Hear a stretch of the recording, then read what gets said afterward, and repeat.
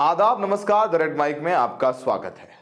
सोचिए कि हम और आप पैसे देते हैं, टैक्स के पैसे देते हैं, ईमानदारी से देते हैं, सामान खरीदते हैं तो उसमें जीएसटी पे करते हैं, फिल्म देखने जाते हैं तो एंटरटेनमेंट टैक्स देते हैं, वहाँ पॉपकॉर्न खाते हैं तो अलग अलग पॉपकॉर्न का अलग अलग जीएसटी देते हैं। मतलब हम हर रोज कई बार सरकार को टैक्स देते हैं। और सोचिए तो हमारे टैक्स के दिए गए पैसों का इस्तेमाल तो अच्छी चीज़ों पर होना चाहिए, हमारे देश के पर्यावरण पर होना चाहिए, हमारे लिए अच्छे सड़कें होनी चाहिए, सब कुछ अच्छा होने चाहिए। लेकिन देश में कोई भी जिए या मरे, पर देश के अधिकारियों की मौज रहती है और नेताओं की मौज रहती है। अब हम आपको बताने जा रहे हैं वो खबर, जिस खबर से आप सोचेंगे कि ये तो हमने टीवी पे देखी नहीं, अखबार में पढ़ी नहीं, पर ये खबर तो है और इतनी बड़ी खबर है। हम बताते हैं जो खबर आपने टीवी पर नहीं देखी। ये खबर है उत्तराखंड से जुड़ी हुई, जहां भारतीय जनता पार्टी की सरकार है, पुष्कर धामी मुख्यमंत्री हैं। सीएजी, जो कि आपको पता है ऑडिटर जनरल है, देश के सरकारी संस्था है, सीएजी की रिपोर्ट ने उत्तराखंड में हो रहे सरकारी धन के दुरुपयोग को लेकर एक बहुत बड़ा खुलासा किया है। रिपोर्ट के मुताबिक बिना इजाजत के 607 करोड़ रुपए का इस्तेमाल निजी कामों के लिए किया गया। किसके निजी काम? अधिकारियों के निजी काम।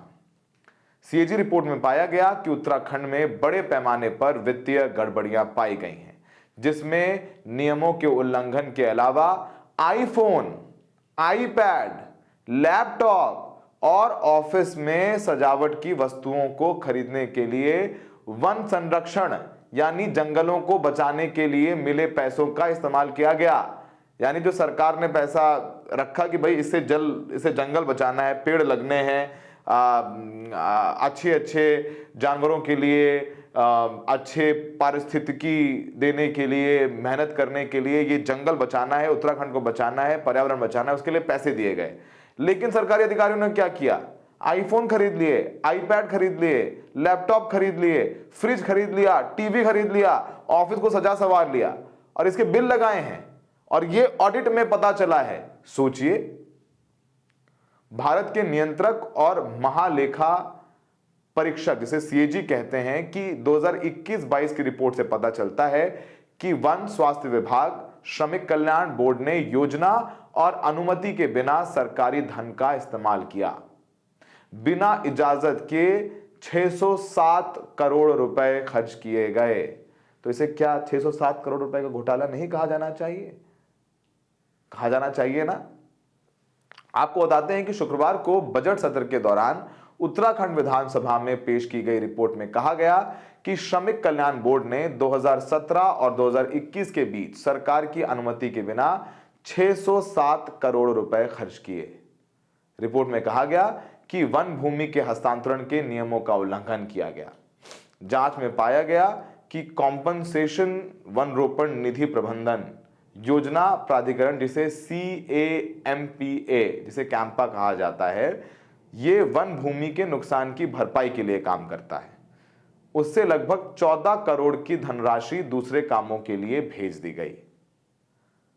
रिपोर्ट में कहा गया कि इन फंडों का इस्तेमाल लैपटॉप, आईफोन, फ्रिज, कूलर खरीदने के अलावा इमारतों के रेनोवेशन और अदालती मामलों के भुगतान जैसे अन्य उद्देश्यों के लिए किया गया था। यानी जो पैसा जंगलों को बचाने, सजाने और संवारने के लिए लगना था, उससे तो लैपटॉप आ गया, आईपैड आ गया, आईफोन आ गया, बढ़िया बिल्डिंग हो गई, पेंट कर दिया गया, जंगल तो बचाए नहीं गए। कैंपा वन भूमि के नुकसान की भरपाई के लिए पैसा इकट्ठा करता है, लेकिन इन पैसों का उपयोग गैर वन कामों में किया गया, जो कि कानूनन अपराध है। जो पैसा आपको जंगल लगाने और जंगल बचाने के लिए दिया गया है, पर्यावरण बचाने के लिए दिया गया, उसका इस्तेमाल आप दूसरे कामों में कैसे कर सकते हैं? नियमों के मुताबिक धन मिलने के 1 या 2 साल के भीतर वनीकरण यानी जंगल लगाए जाने चाहिए। लेकिन 37 मामलों में वनीकरण कराने में 8 साल से अधिक का समय लगा। इसके अलावा सीएजी रिपोर्ट में कैंपा योजना के तहत गलत तरीके से जमीन के चयन को भी उजागर किया गया है। 52 मामले पाए गए हैं। 52 मामलों में जो डीएफओ है, डिस्ट्रिक्ट फॉरेस्ट ऑफिसर की अनुमति नहीं ली गई। रिपोर्ट के मुताबिक वन भूमि हस्तांतरण नियमों की भी अनदेखी की गई। इसमें कहा गया कि केंद्र ने सड़क, बिजली लाइनों और जल आपूर्ति लाइनों, रेलवे और ऑफ रोड लाइनों जैसे गैर वनिकी कार्यों के लिए सैद्धांतिक मंजूरी दी है, लेकिन प्रभागीय वन अधिकारी यानी डिस्ट्रिक्ट फॉरेस्ट ऑफिसर से अनुमति आवश्यक थी। 2014 से 2022 के बीच 22 मामलों में डीएफओ की इजाजत के बिना काम शुरू किया गया। अब ये तो थी जंगल की बात, और सीएजी रिपोर्ट में से जंगल की बात नहीं की गई है। किस तरीके से उत्तराखंड में व्यवस्था चरमराई हुई है उसकी बात भी की गई है। अपनी ऑडिट रिपोर्ट में सीएजी ने बताया है कि सरकारी अस्पतालों में एक्सपायर्ड दवाइयां मौजूद थीं। एक्सपायर्ड दवाइयां समझते हैं, आप कभी भी दवाइयां खरीदेंगे तो पीछे लिखा होगा कि इस तारीख से लेकर के इस तारीख तक आप खा सकते हैं, यानी इसमें और उस जो जिस तारीख तक खा सकते हैं अगर नहीं खाई तो फिर वो दवाई किसी काम के नहीं होती, एक्सपायर्ड हो सकती है। उसको अगर आप बाद में खाएंगे तो आप बीमार पड़ सकते हैं, आपकी मौत हो सकती है। सीएजी रिपोर्ट में लगाए गए पेड़ों की कम जीवित रहने की दर को भी दर्शाया गया है। रिपोर्ट में बताया गया है कि 2017 से 2022 के दौरान ये केवल 33% था, जो वन अनुसंधान संस्थान के अनिवार्य 60 से 65% से कम था। अब सरकारी अस्पतालों में एक्सपायर्ड दवाइयों के विवरण पर भी थोड़ी नजर डाल लेते हैं। इसमें पाया गया कि कम से कम 3 सरकारी अस्पतालों में 34 एक्सपायर्ड दवाइयों का स्टॉक था। उनमें से कुछ की एक्सपायरी 2 साल पहले हो चुकी थी।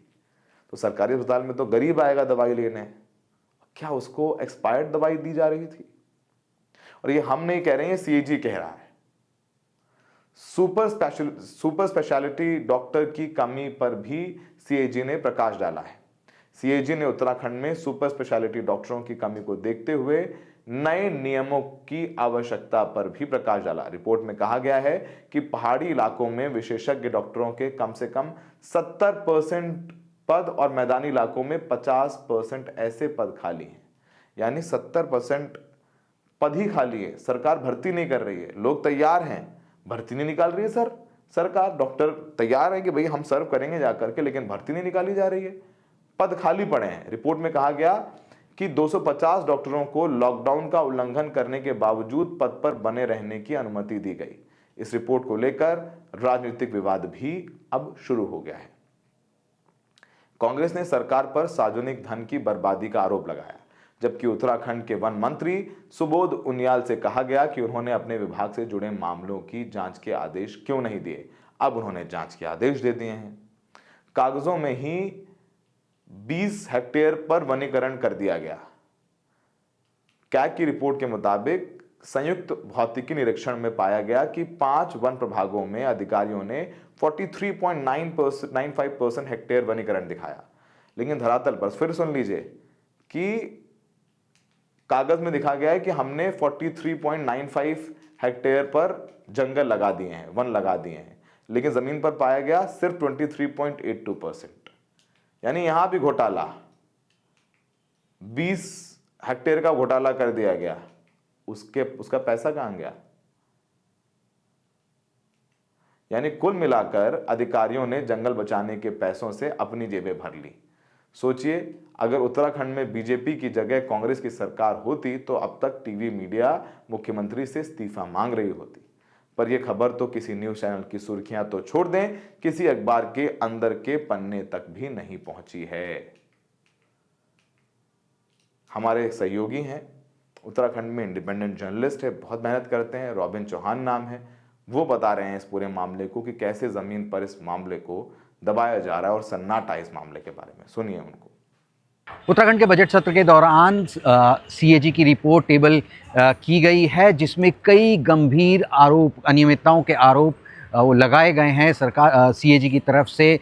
जो खास तौर पर वन विभाग है उसके लिए कई चीज़ें जो सीएजी की जो रिपोर्ट है उसमें कहा गया है। और सबसे बड़ी बात जो इस रिपोर्ट में कही गई है वो ये है कि जो कैंपा का जो फंड है, उस कैंपा के फंड से जिससे फॉरेस्टेशन किया जाना चाहिए था, वृक्षारोपण किया जाना चाहिए था, उस फंड का इस्तेमाल ऑफिस के कामों, लैपटॉप खरीदने, कंप्यूटर खरीदने, व्यक्तिगत यात्राएं करने, इस तरीके के आरोप लगे हैं, जिसमें करोड़ों रुपए उस पर व्यय किया गया है इस तरीके की चीज़ों में, जो कि बिल्कुल ही जो कैंपा का जो फंड है उसको खर्च करने के जो गाइडलाइंस है उसके बिल्कुल विपरीत है। सीएजी की रिपोर्ट ने बहुत सारी बातें अपने इस रिपोर्ट में कही है। सीएजी ने जो रिपोर्ट टेबल हुई है इसमें ये कहा गया है कि जो साल 2018 से लेके साल 2022 तक जो कैंपा का फंड मिलता है वृक्षारोपण के लिए और वन विभाग को जो दिया जाता है, उन्होंने इसका दुरुपयोग एक तरीके से किया है। इसमें उन्होंने बताया है कि 57 लाख का जो फंड है, जो कैंपा का फंड था, उसे जायका में ट्रांसफ़र किया गया है, जो कि बिल्कुल नियम विरुद्ध है। इसके अलावा 13 लाख की सोलर फेंसिंग लगाई गई हैं और वन विभाग का ये तर्क है इसमें कि जब उनसे पूछा गया तो उन्होंने जवाब दिया, उन्होंने ये अपना तर्क पेश किया और उन्होंने ये कहा कि ये फेंसिंग जो कराई गई है वो जो उनके जो अधिकारी हैं उनकी सुरक्षा के लिए कराई गई है, उनके ऑफिसेज़ के आसपास कराई गई है। इसमें एक सबसे बड़ा सवाल ये है कि इस बजट सत्र के दौरान कई विधानसभाओं के विधायकों ने इस बात के लिए आग्रह किया सरकार से कि उनके कई ऐसे इलाके हैं उनकी विधानसभाओं में जहां सोलर फेंसिंग होना बेहद ज़रूरी है, जिसकी मांग वो सालों से कर रहे हैं, लेकिन वहां अभी तक इस तरीके की कोई व्यवस्था नहीं की गई है। इसके अलावा मैं ये भी बता दूं आपको कि 7 लाख जो है जो फंड है, एक 7 लाख का एक फ़ंड था जिसको पब्लिसिटी के लिए, अवेयरनेस के लिए खर्च किया जाना चाहिए था, लेकिन इसको भी ऑफिस बनाने, फर्नीचर खरीदने, रिकंस्ट्रक्शन वर्क इत्यादि में खर्च कर दिया गया है। ये बड़े गंभीर आरोप सीएजी ने लगाए हैं। इसके अलावा फॉरेस्ट हेडक्वार्टर को बनाने के लिए वहाँ पे जो है उसमें आईटी सेक्टर में खर्च करने के लिए इस मद में 4 लाख रुपए दिए गए थे, लेकिन उसको उस जगह पर खर्च ना करते हुए यहाँ पर सैलरी पर खर्च कर दिया गया है। 4 लाख रुपए की सैलरी पर खर्च कर दिया गया है। जैसे मैंने सबसे पहले आपको बताया कि अपनी व्यक्तिगत यात्राओं पे लैपटॉप खरीदने के लिए और हरेला जो एक स्थानीय पर्व होता है उत्तराखंड का, टाइगर सफारी, इन सब चीज़ों के लिए, और हरेला क्योंकि एक पॉलिटिकल रूप भी दिया गया है इस त्यौहार को, तो उसको मनाने के लिए पूरे प्रदेश में लगभग 13 करोड़ रुपए खर्च किए गए और इसके लिए, जबकि जो कैंपा का फंड है वो वृक्षारोपण करने के लिए और फॉरेस्ट लैंड से जो आय है उसको नॉन फॉरेस्ट उपयोग में कैसे लाया जाए उसके लिए ये पूरा फंड दिया जाता है और उसके कुछ गाइडलाइंस है, उस फंड को खर्च करने की कुछ गाइडलाइंस है जिसका पूरी तरीके से उल्लंघन किया गया है, इस रिपोर्ट में बताया गया है। इसके अलावा जो जब कैंपा का फंड मिलता है उसके अंदर जो वृक्षारोपण का जो कार्य है उसको आपको 1 या 2 साल के अंदर अंदर निपटाना होता है, लेकिन कई मामलों में ये देखा गया है और लगभग कई मामलों में ये जो अवधि है वो 8 साल तक की हो गई है, यानी कि 8 साल तक वो पैसा खर्च नहीं कर पाए, वो धीरे धीरे जो है वृक्षारोपण आदि के लिए ये पैसा खर्च करते रहे। 2014-2022 में ऐसे कई कार्य थे कैंपा के फंड के अंतर्गत जो कि डीएफओ की परमिशन से किए जाने थे, लेकिन डीएफओ को इस बारे में कोई जानकारी नहीं दी गई और ये बिना डीएफओ की जानकारी में आए हुए ऐसे कामों को किया गया है। तो इस तरीके की इस तरीके की अनियमितताएं हैं। और सब एक और महत्वपूर्ण बात जो सीएजी ने यहाँ पर कही है कि 2017 से 22 के बीच में जो प्लांटेशन किया गया है उसमें सिर्फ 33% की सफलता वन विभाग को हासिल की गई है, जबकि इसका प्रतिशत जो है 60 से 62% होना चाहिए, जो फॉरेस्ट रिसर्च इंस्टीट्यूट बताता है। और ये 33% बेहद ही कम, यानी कि जितने वृक्ष रोपे गए उसमें से सिर्फ 33% ही बच पाए हैं, बाकी सब बर्बाद हो गए, यानी उसमें लगा हुआ पैसा भी बर्बाद हो गया।